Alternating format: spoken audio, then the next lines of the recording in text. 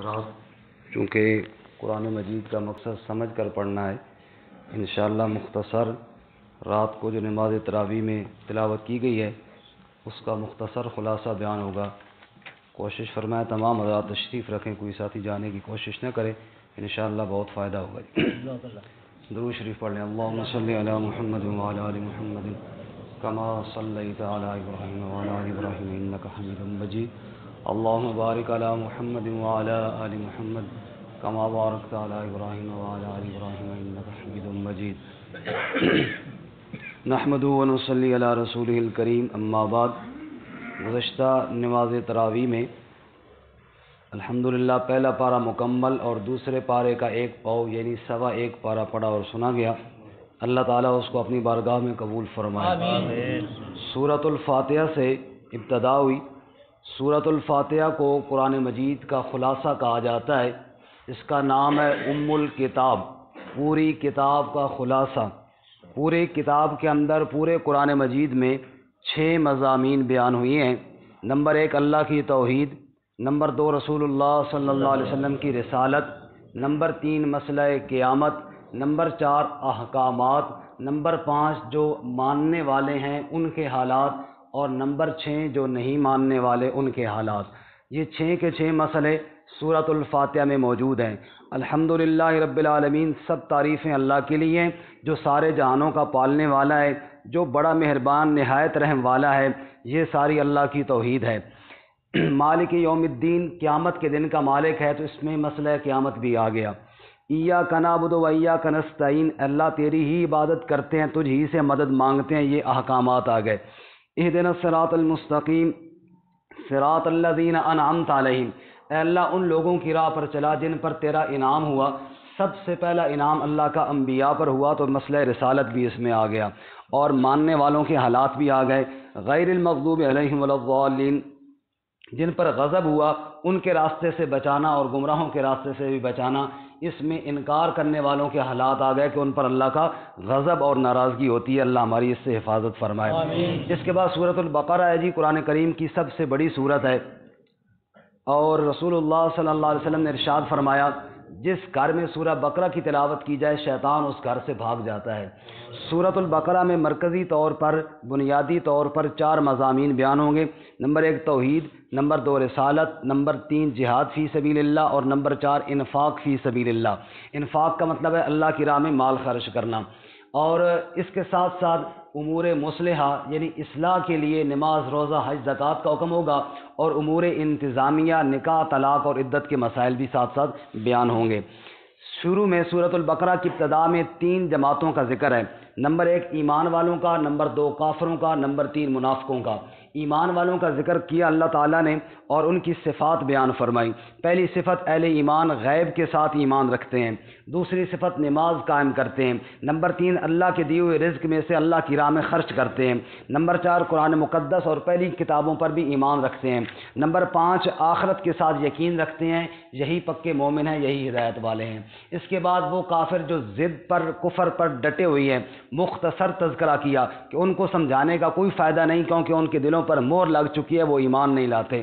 اس کے بعد تفصیل کے ساتھ منافقین کا ذکر کیا۔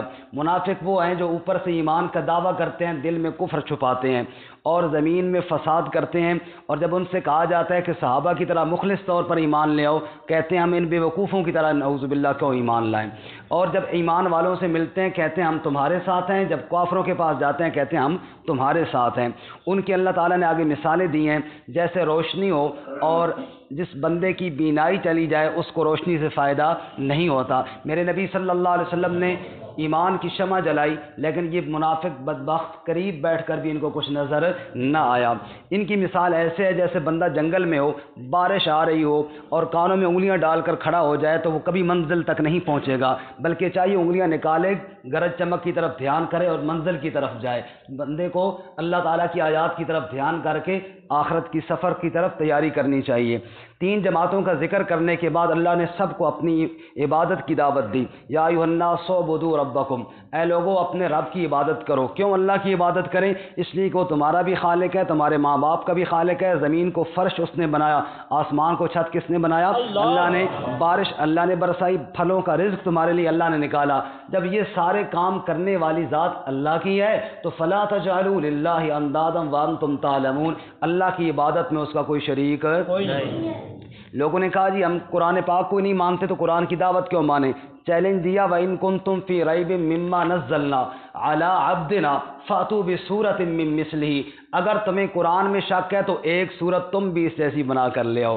پھر اللہ نے بتایا قیامت تو آ جائے گی، دنیا مٹ جائے گی، لیکن قرآن کی مثل کوئی بنا سکتا نہیں ہے. اس کے بعد ماننے والوں کے لیے بشارت سنائی اللہ تعالیٰ نے، ان کے لیے جنت کی نعمتیں ہوں گی، جنت کے رزق ہوں گے اور جنت کی بیویاں دی جائے گی، ہمیشہ ہمیشہ جنت میں رہیں گے. لوگوں نے اعتراض کیا اگر یہ قرآن اللہ کی کتاب ہے تو اس میں مکھیوں اور مچھروں کی مثالیں کیوں دی جاتی ہیں؟ اس کا جواب دیا کہ اللہ تعالیٰ لوگوں کو سمجھانے کے لیے دیتے ہیں، اس لیے اللہ اس بات میں کوئی آر محسوس نہیں فرماتے. اہل ایمان تو ہر مثال کو یقین کے ساتھ مانتے ہیں کہ رب کا کلام ہے، بے ایمان لوگ اعتراض کرتے ہیں. اس کے بعد اللہ تعالیٰ نے تخلیق انسانیت کا ذکر کیا فرشتوں کے سامنے کہ آدم علیہ السلام کو پیدا کرنے والا ہوں. فرشتوں نے کہا یا اللہ ہم تسبیح کے لیے کافی ہیں. اللہ نے فرمایا جو میں جانتا ہوں وہ تم نہیں جانتے. چنانچہ آدم علیہ السلام کو بنایا گیا اور علم کے ذریعے آدم علیہ السلام کو فوقیت دی گئی. تو پھر فرشتوں کو حکم ہوا کہ آدم علیہ السلام کے سامنے سجدہ کریں، یعنی تعظیمی سجدہ کریں، کیونکہ عبادت کا سجدہ تو صرف اللہ کے لیے ہوتا ہے. سجدہ کیا لیکن ابلیس نے انکار کیا کہ میں بہتر ہوں. اللہ تعالیٰ نے ابلیس کو راندہ درگاہ کیا اور آدم علیہ السلام اور ان کی زوجہ حوا علیہ السلام کو جنت میں ٹھہرنے کا حکم دیا. شیطان نے ان کو پھسلایا اور اللہ تعالیٰ نے آدم علیہ السلام کو دنیا میں بھیج دیا. چونکہ سورۃ البقرہ مدینہ منورہ میں نازل ہوئی ہے، مدینہ منورہ میں یہودی آباد تھے، اس لیے اس کے بعد آگے دعوت بنی اسرائیل کو ہے، یعنی خصوصاً روئے سخن یہود کی طرف ہے.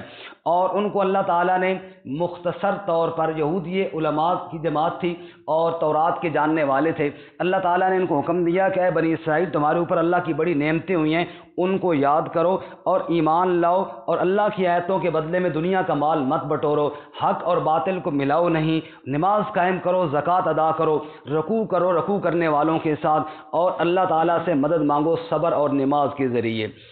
ایک گزارش یہ ہے کہ ساتھی ذرا میری طرف دیکھتے رہیں، نیچے سر کریں گے تو نیند آ جائے گی اور پھر مجھے بھی شک پڑے گا، پھر آپ کو جگاتے جگاتے ٹائم زیادہ لگ جائے گا. ساتھی چہرہ انور میری طرف رکھیں جی.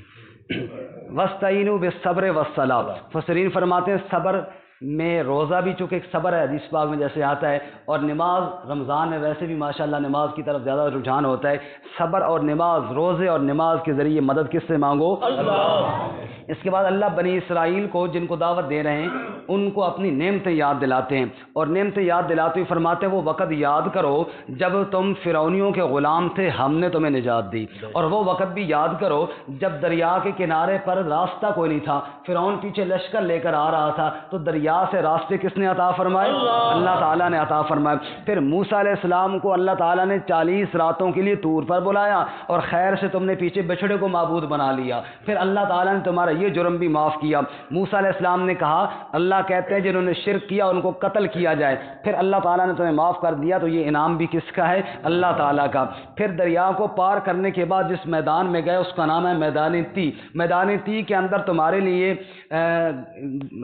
گرمی تھی اور دھوپ تھی، اور دھوپ سے بچنے کے لیے تمہارے اوپر اللہ نے بادلوں کا سایہ کر دیا. کھانے کے لیے تمہارے پاس کچھ نہیں تھا، اللہ نے من اور سلوہ یہ آسمان سے مفت میں کھانا تمہارے لیے نازل کیا. پانی کوئی نہیں تھا، اللہ نے موسیٰ علیہ السلام کو حکم دیا، پتھر پر لاٹھی ماری تو اللہ نے 12 چشمے جاری فرما دیے. اللہ کی نعمتیں تو یاد کرو، لیکن ظالموں تم نے کیا کیا؟ تمہیں جب اللہ تعالیٰ نے کہا تھا کہ اس شہر میں یعنی بیت المقدس میں سجدہ کرو، یعنی سجدہ شکر بجا لاؤ، تم نے انکار کیا تو اللہ نے تمہارے اوپر اپنا غضب اور ناراضگی ظاہر فرمائی. جس اللہ نے نعمتیں دی تھی انکار کرنے کی وجہ سے نعمتیں عذاب میں بدل گئیں. موسیٰ علیہ السلام سے کہنے لگے یہ من اور سلوہ یہ بٹیر آتے ہیں اور ہم پکڑ کے کھا لیتے ہیں، اور سلوہ جناب بالکل فرسٹ کلاس آسمان سے جیسے شبنم گرتی ہے ایسے مٹھائی اور حلوہ گرتا ہے، اور وہ جناب یہ تو ہم تنگ آ گئے موسیٰ، ہم یہ نہیں کھا سکتے، کوئی دال ہو، کوئی پیاز ہو، کوئی سبزیاں ہوں، یہ چیزیں ہوں۔ فرمایا جاؤ پھر کسی شہر میں جاؤ، کرو محنت اور کماؤ دالیں، اور لگے رہے۔ پھر اللہ فرماتے وَضُرِبَتْ عَلَيْهِمُ الذِّلَّةُ وَالْمَسْكَنَةُ، ذلت اور مسکینی ان پر مار دی گئی اور اللہ کی ناراضگی بھی ان پر ہوئی۔ اللہ ہمیں اپنی نعمتوں کا شکر ادا کرنے کی توفیق عطا فرمائے۔ اس کے بعد اللہ تعالیٰ فرماتے ہیں بنی اسرائیل کو مزید کہ تمہارے بڑوں کے اندر بھی کچھ گڑبڑ تھی، صرف تم ہی نہیں ہو جو میرے نبی کی مخالفت کرتے ہو۔ پتہ ہے جب تورات کے اوپر عمل کرنے سے انکار کیا تو ہم نے طور کو ان کے اوپر لا کھڑا کیا کہ مانتے ہو، یا آئے اوپر پہاڑ بڑے ڈرے اور کہنے لگے نہیں مانتے ہیں جی۔ جب پہاڑ ہٹ گیا تو پھر منکر ہو گئے۔ اور ہفتے والے دن شکار کرنے سے منع کیا گیا تھا، لیکن انہوں نے شکار کیا، اللہ نے ان کی شکلوں کو بندر کی شکلیں بنا دیا، نعوذ باللہ من ذالک۔ موسیٰ علیہ السلام نے حکم دیا کہ اللہ تمہیں گائے ذبح کرنے کا حکم دیتے ہیں، چونکہ سورت کا نام بھی سورۃ البقرہ ہے، بقرہ کا معنی گائے۔ جب موسیٰ علیہ السلام نے کہا گائے کو ذبح کرو، یہ بات ذہن میں رہے کہ بچھڑے کی پوجا انہوں نے کی تھی، گائے کو بڑا معظم اور محترم سمجھتے تھے، گائے کو ذبح کرنے کا سوچ بھی نہیں سکتے تھے۔ یہ بالکل یوں ہے جیسے انڈیا کے لوگوں کو کہو بھائی ذبح کرو گائے، تو ان کو بڑا عجیب لگے گا بھائی گائے کو کیوں ذبح کریں۔ تو جب ان کو موسیٰ علیہ السلام نے یہ حکم سنایا تو پہلے تو موسیٰ علیہ السلام سے کہنے لگے اتتخذنا ہزوا، تم ہم سے مذاق کرتے ہو، گائے کے ذبح کرنے کا حکم دے رہے ہو۔ موسیٰ علیہ السلام نے فرمایا اللہ کے بندو، میں اللہ کا نبی ہوں، مذاق کرنے کے لیے نہیں آیا ہوں، میں اللہ کا حکم سنا رہا ہوں۔ پھر لگے ٹال مٹول کرنے، اچھا موسیٰ یہ بتاؤ وہ گائے کس عمر کی ہو، چھوٹی بچی ہو یا کوئی بوڑھی سی ہو؟ فرمایا نہ بچی ہو نہ بوڑھی ہو، بالکل جوان سی ہو۔ کہنے لگا اچھا یہ بتاؤ اس کا رنگ کیسا ہو؟ فرمایا پیلا رنگ ہو۔ کہنے لگا اچھا یہ بتاؤ وہ کیا کرتی ہو، اس کو ہل چلاتے ہوں یا کنویں میں راہٹ کے طور پر استعمال ہوتی ہو؟ فرمایا نہ ہل چلایا جاتا ہو نہ راہٹ کے طور پر، مسلمۃ لا شیۃ فیہا، بالکل بے عیب ہو، کوئی داغ دھبا نہ ہو، ذبح کرو۔ فذبحوها وما كادوا يفعلون، کیا تو صحیح لیکن دل نہیں کر رہا تھا۔ اس لیے فرمایا عبادت شوق سے کرنی چاہیے، مجبوری سے نہیں کرنی چاہیے۔ تراویح پڑھے تو بندہ کا یہ رس فٹافٹ سٹا شٹ مولوی صاحب چھک کے رکھن، تو ایسے نہیں ہونی چاہیے، شوق کے ساتھ ہونی چاہیے، ٹھیک ہے نا۔ اسی طرح دیگر عبادات میں بھی جی۔ اس کے بعد اللہ تعالیٰ فرماتے ہیں جی ایک بندہ قتل ہو گیا، الزام دوسرے پر لگانے لگے، اللہ تعالیٰ نے اس میت کو زندہ کر دیا۔ اس نے بتایا جیسے اللہ نے ایک مردے کو زندہ کر دیا، ایسے ہی اللہ سارے مردوں کو زندہ کرنے پر بھی قادر ہے۔ اس کے بعد اللہ فرماتے ہیں تمہارے دل نرم ہو جانے چاہیے تھے، لیکن دل سخت ہو گئے پتھروں سے بھی زیادہ، کیونکہ پتھروں میں سے بعض ایسے ہیں جن سے نہریں نکلتی ہیں، بعض سے پانی نکلتا ہے، بعض بلندی سے رب کے ڈر کی وجہ سے نیچے گر جاتے ہیں، اور ظالموں تمہارے اندر اللہ کا خوف نہیں ہے۔ اس کے بعد اللہ تعالیٰ یہود کے گروہوں کا ذکر کرتے ہیں جن کو ایمان کی توفیق نہیں ہوتی۔ اللہ فرماتے ہیں ان کو ایمان کی توفیق کیسے ہو؟ ان میں ایک وہ بدبخت گروہ بھی ہے جو اللہ کی آیات کو تبدیل کرتا ہے، یعنی تورات کی آیات کو کیا کر دیتا ہے؟ تبدیل کر دیتا ہے۔ جو آیات الہیہ کو تبدیل کرنے کی کوشش کرے، ایسے بدبخت کو ہدایت کہاں نصیب ہوتی ہے۔ ایک گروہ ان میں منافقین کا ہے جو اہل ایمان سے ملتے ہیں، کہتے ہیں ہم تمہارے ساتھ ہیں، صحابہ سے ملتے تو یوں کہتے، جب وہ بے ایمان آپس میں اکٹھے ہوتے تو کہتے صحابہ کے سامنے تورات کی آیتوں کا ذکر نہ کیا کرو، ورنہ وہ کل اللہ کے سامنے شکایت کریں گے کہ جانتے بھی تھے پھر مانتے نہیں تھے۔ اللہ فرماتے ہیں تم ذکر نہ بھی کرو تو مجھے تو پتہ ہے نا کہ تم بے ایمان ہو، مجھ سے کوئی چھپا سکتا ہے بھلا؟ ان میں ایک گروہ وہ بھی ہے جو بالکل سرے سے ان پڑھ ہیں، اور وہ صرف خواہشات اور تمناؤں پہ جو ان کے مولویوں اور پیروں نے یا بڑوں نے ان کو بتایا اسی پر ہے، بس انہی کو رب بنا کر بیٹھے ہوئے ہیں۔ ایک گروہ ایسا ہے جو لکھتے اپنے ہاتھ سے مرضی کی باتیں اور لوگوں کو کہتے ہیں کہ یہ اللہ کی کتاب ہے تورات، نعوذ باللہ من ذالک۔ ان میں ایک گروہ وہ صاحبزادوں کا بھی ہے جو کہتے ہیں وہ بادشاہو ہم تو نبیوں کی اولاد میں سے ہیں، ہم تو جہنم میں جائیں گے نہیں، جہنم میں جائیں گے تو دوسرے لوگ جائیں گے۔ اللہ فرماتے ہیں تمہارا کوئی معاہدہ ہو گیا اللہ تعالیٰ کے ساتھ کہ اللہ تمہیں جہنم میں نہیں ڈالے گا؟ اللہ کسی کی رشتہ داری کو نہیں دیکھتے، ایمانداری کو دیکھتے ہیں جی۔ اس کے بعد ان یہودیوں کا ذکر ہے جو نبی صلی اللہ علیہ وسلم کے دور میں تھے، فرمایا تمہارے بڑے تو بڑے، تم بھی ماشاءاللہ سے کم نہیں تھے، بڑے میاں تو بڑے میاں، چھوٹے میاں سبحان اللہ، تم بھی کوئی ان سے کم نہیں ہو۔ اللہ تعالیٰ فرماتے تم سے جو وعدہ کیا گیا تھا عبادت اللہ کی کرنی ہے، تم نے بھی شرک کیا، تم سے کہا گیا تھا ماں باپ کے ساتھ حسن سلوک کرنا ہے، تم نے کون سا خیال کیا؟ تمہیں کہا گیا تھا آپس میں جنگ نہیں لڑنی، لیکن تم جناب دوسرے قبیلوں کے ساتھ، اوس اور خزرج جو مدینے میں قبیلے تھے ان کے ساتھ مل کر تم نے بھی لڑائیاں لڑی ہیں۔ اچھا پتہ ہے کیا جی، جنگ لڑتے تھے اور ایک دوسرے کو مارتے تھے. جنگ ختم ہوتی, جو قیدی ہوتے نا ان کو چھڑانے کے لیے فدیہ دیتے, چھوڑو جی قیدیوں کو چھوڑو. بھائی پوچھو تم سے کہ بھائی قیدیوں کو کیوں چھڑا رہے ہو؟ وہ جی بڑے ثواب کا کام ہے. ماشاءاللہ, یہ ثواب تمہیں یاد ہے جو پہلے لڑائی لڑتے رہو, قتل کرتے رہو, اس طرف تمہارا دھیان کوئی نہیں گیا. بات سمجھ میں آئیے؟ اس سلسلے میں ایک حدیث سناؤں گا آپ کو رمضان سے متعلق. نبی صلی اللہ علیہ وسلم نے فرمایا, جو آدمی جھوٹ نہیں چھوڑتا, جو آدمی حرام خوری نہیں چھوڑتا, اللہ کو کوئی حاجت نہیں وہ بھوکا رہے یا پیاسا رہے. توجہ کرنا بھائی, ایک آدمی حرام کے پیسے اکٹھے کر رہا ہے سارا دن, کوئی پرواہ نہیں ہے, اور دوسرے کا حق مار رہا ہے, کوئی پرواہ نہیں ہے. اور کہو پانی پی لے, نہیں نہیں جی میرا روزہ ہے, جی میرا کیا ہے, روزہ ہے. فرمایا تم قیدیوں کو چھڑانے کے لیے تو جاتے ہو, قتل کی تمہیں احساس ہی کوئی نہیں ہے. یعنی بڑے گناہوں کی طرف بھی تو دھیان کرو نا. مطلب یہ ہے, اللہ ہمیں بھی توفیق عطا فرمائے. اس کے بعد اللہ تعالیٰ فرماتے ہیں نبی پاک کے آنے سے پہلے دعائیں مانگتے تھے, یا اللہ تیرا آخری نبی آئے گا نا, ہم اس پر ایمان لائیں گے. جب میرا نبی آ گیا تو اب انکار کر دیا ان ظالموں نے. اسی طرح یہودی کہنے لگے نبی صلی اللہ علیہ وسلم سے, ہم قرآن کو مانتے لیکن مسئلہ یہ ہے کہ جبرائیل لے کر آتا ہے, اور جبرائیل نعوذ باللہ اس کے لائی ہوئی وحی کو ہم نہیں مانتے.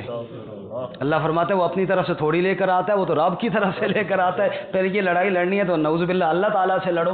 اچھا, پھر انہوں نے کہا جی دیکھو نبی صلی اللہ علیہ وسلم ہمیں شرک سے روکتے ہیں, کفر سے روکتے ہیں, جادو سے روکتے ہیں, حالانکہ سلیمان علیہ السلام بھی نعوذ باللہ جادو کیا کرتے تھے. کہو استغفر اللہ. اللہ نے جواب دیا وما کفر سلیمان ولکن الشیاطین کفروا, یہ سلیمان علیہ السلام نے کفر نہیں کیا, یہ تو شیطانوں نے کیا تھا. یہ کس نے کیا تھا؟ شیطانوں. اسی طرح وہ ہاروت اور ماروت دو فرشتے آئے تھے. فرماتے ہیں مفسرین کسی دور میں لوگ جادو کیا کرتے تھے, عام آدمی سمجھتا ہے شاید یہ بھی اور معجزہ بھی ایک ہی چیز ہے. اللہ نے دو فرشتے اتارے جنہوں نے بتایا کہ نہیں, جادو ایک علم ہے, جو بھی سیکھے وہ کرے, لیکن معجزہ کس کی طرف سے ہوتا ہے؟ اللہ. اس کے بعد یہودیوں کی ایک چال کا ذکر ہے جی. نبی صلی اللہ علیہ وسلم کے سامنے صحابہ کرام بیٹھے ہوتے, آپ ایک مسئلہ بیان کرتے, اگر کسی کو سمجھ نہ آتا تو وہ کہتا جی رائنا. رائنا کا معنی ہماری رعایت کرو جی, ہمیں مسئلہ یعنی دوبارہ سمجھاؤ. ان بدبختوں میں بعض آتے اور اسی لفظ کو تھوڑا ٹیڑھا کرتے, رائے کو بنا دیتے رائی. رائی کا معنی نگہبان بھی ہے, رائی کا معنی چرواہا بھی ہے. اگر نگہبان والا معنی ہو تو نبی صلی اللہ علیہ وسلم سے کہتے اے ہمارے نگہبان, اور گویا کہ باہر جا کر اعتراض کرتے. ادھر تو کہتے ہیں نگہبان اللہ ہے اور خود اپنے آپ کو نگہبان کہلواتے ہیں, نعوذ باللہ, یہ اعتراض کرنے کے لیے. اور دوسرا معنی رائی کا معنی چرواہا, او ہمارے چرواہے, او ہمارے بکریاں چرانے والے, یعنی طنز کرتے, آپ کی توہین کرتے, نعوذ باللہ. اللہ نے آیت نازل فرمائی اے ایمان والو لا تقولوا رائنا, ایسا لفظ استعمال ہی نہ کرو جس میں بے ادبی کا شبہ پڑتا ہو. وقولوا انظرنا, تم رائنا کی جگہ پہ لفظ انظرنا کا استعمال کرو, یعنی ہماری طرف نظر فرمائیں اور ہمیں مسئلہ دوبارہ سمجھائیں. اللہ فرماتے ہیں میرے نبی کے ساتھ تو مخالفت کرتے ہیں, آپس میں ان کی حالت یہ ہے, یہودی کہتے ہیں عیسائی کسی دین پر نہیں, عیسائی کہتے ہیں یہودی کسی دین پر نہیں. حالانکہ مسلمان کہتے ہیں دیکھو تورات بھی اللہ کی جانب سے تھی, انجیل بھی کس کی جانب سے تھی؟ اچھا, لیکن اللہ کی مسجدوں سے بھی روکتے ہیں. اس سے بڑا ظالم کون ہے جو لوگوں کو اللہ کی مسجدوں سے روکے. تقریباً یہاں تک مسئلہ توحید کا بیان تھا. اس کے بعد جناب دوسرا مسئلہ ہے مسئلہ رسالت. مسئلہ رسالت میں چونکہ نبی صلی اللہ علیہ وسلم کی مخالفت کرتے تھے اور کہتے تھے ہم ابراہیم علیہ السلام کو مانتے ہیں, اللہ نے ابراہیم علیہ السلام کا ذکر کیا. کیوں؟ یہودی بھی ابراہیم علیہ السلام کو مانتے تھے, عیسائی بھی ابراہیم علیہ السلام کو مانتے تھے, اور عرب کے مشرکین بھی ابراہیم علیہ السلام کو مانتے تھے, اور مسلمان بھی ابراہیم علیہ السلام کو مانتے تھے. اس لیے ذکر کیا ابراہیم علیہ السلام کا. کب بیت اللہ بنایا ابراہیم علیہ السلام نے اپنے بیٹے اسماعیل علیہ السلام کے ساتھ مل کر, اور بیت اللہ کی تعمیر کرنے کے بعد رب سے دعا کی اے اللہ ہماری اس محنت کو قبول بھی فرما, اور یا اللہ ہماری نسل میں سے ایک نبی بھی بھیج جو اس گھر کو آباد کرنے والا ہو. ارے تم ابراہیم علیہ السلام کو مانتے ہو, جس محمد الرسول اللہ کے لیے دعائیں مانگ کر ابراہیم علیہ السلام گئے, اس کو کیوں نہیں مانتے ہو؟ جی رسول اللہ صلی اللہ علیہ وسلم فرمایا انا دعوت ابی ابراہیم, میں اپنے بابا ابراہیم علیہ السلام کی دعا کا نتیجہ ہوں. ایسا رسول یا اللہ بھیج جو تیری آیتیں بھی پڑھے, کتاب و حکمت کی تعلیم بھی دے, تزکیہ بھی کرے اور ان کو گناہوں سے پاک بھی فرمائے. جزاک اللہ. اس کے بعد اللہ تعالیٰ فرماتے ہیں اس سے بڑا بے وقوف کوئی نہیں ہے جو ملت ابراہیمی سے منہ موڑے. اور انہوں نے کہا جی بات یہ ہے جو یعقوب علیہ السلام تھے نا ہمارے بڑے, وہ کہہ کر گئے ہیں کہ بس یہودیت پہ پکے رہنا, نعوذ باللہ. اللہ نے فرمایا اچھا ام کنتم شہداء اذ حضر یعقوب الموت، تم وہاں موجود تھے جب ان کو موت آئی؟ اللہ فرماتے آؤ میں تمہیں بتاؤں انہوں نے کیا کہا تھا۔ موت کے وقت یعقوب علیہ السلام نے اپنی اولاد کو جمع فرمایا اور پوچھا ما تعبدون من بعدی، بتاؤ میرے بعد کس کی عبادت کرو گے؟ قالو، اولاد نے کہا نعبد الہک و الہ آبائک، ہم آپ کے الہ کی، ابراہیم آپ کے بڑوں اسماعیل اسحاق جو ایک ہی معبود یکتا ہے، ہم اس کی عبادت کریں گے۔ وہ تو اللہ کی توحید کی دعوت دیتے دیتے دنیا سے گئے ہیں، ظالموں تم ان کے اوپر بھی الزام لگاتے ہو، اللہ کے پاک باز بندوں پر بھی، نعوذ باللہ من ذالک۔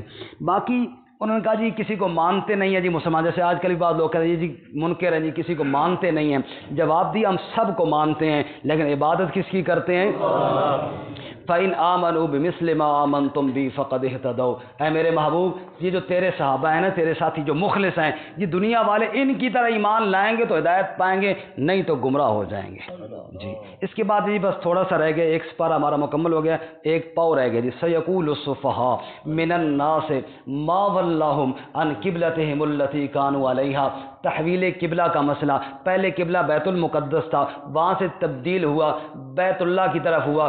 توجہ کرے تو میں خوبصورت انداز میں عرض کروں آپ کے سامنے، قد نرا تقلب وجہک فی السماء، میرے محبوب جب نماز کی حالت میں نا آپ چہرہ اوپر اٹھا کر میرے عرش کی جانب دیکھتے تھے، کیونکہ حکم تو وہیں سے آنا تھا، فَلَنُوَلِّيَنَّكَ قبلتن ترضاہا، میرے محبوب ہم نے تیرے چہرے کو دیکھا تو ہم نے قبلہ تبدیل فرما دیا۔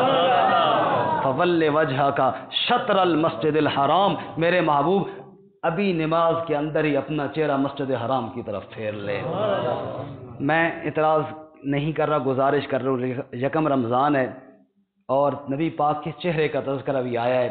رمضان رحمتوں والا مہینہ ہے، نبی رحمت للعالمین ہے۔ میری گزارش ہے دست بستہ تمام حضرات سے، چہرہ نبی کے چہرے جیسا ہونا چاہیے، چہرے کے اوپر نبی کی سنت سجی ہوئی ہونی چاہیے۔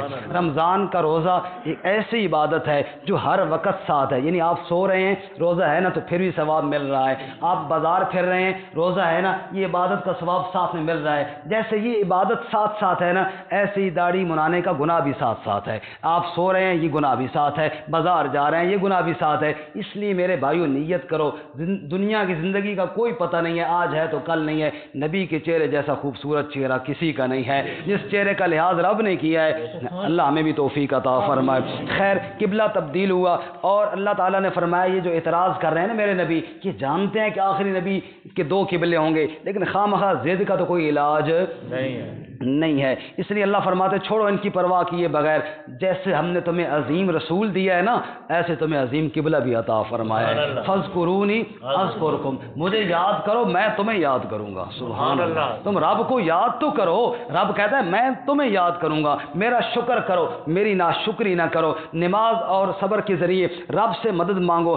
باقی جو اللہ کی راہ میں شہید ہو جائیں وہ مت سمجھو کہ وہ مر گئے ہیں، وہ تو رب کے ہاں جنت کے مہمان بن گئے ہیں۔ دنیا کی آزمائشیں آتی رہتی ہیں، کبھی مال میں، کبھی اولاد میں، کبھی بھوک میں، کبھی پھلوں کی کمی، لیکن جو صبر کرنے والا ہو اس کے لیے بشارتیں ہیں، جو کہتے ہیں جب مصیبت ہے تو انا للہ و انا الیہ راجعون۔ آگے اللہ تعالیٰ نے ان علماء کی طرف جو یہود کے بڑے علماء تھے خصوصاً ان کو بتایا کہ دیکھو تم مسئلہ کیوں چھپاتے ہو، میرے نبی نے قبلہ تبدیل ہوا تو تمہارے پاس دلیل موجود ہے، تمہیں تو الٹا تائید کرنی چاہیے تھی، میرے نبی نے توحید بیان کی، تورات کی دلیل تمہارے پاس ہے، تمہیں تو الٹا تائید کرنی چاہیے تھی، ظالموں تم بھی چھپا رہے ہو، جو چھپائے جان بوجھ کر اس پر اللہ کی اور ساری انسانیت کی لعنت ہے، اللہ ہماری حفاظت فرمائے۔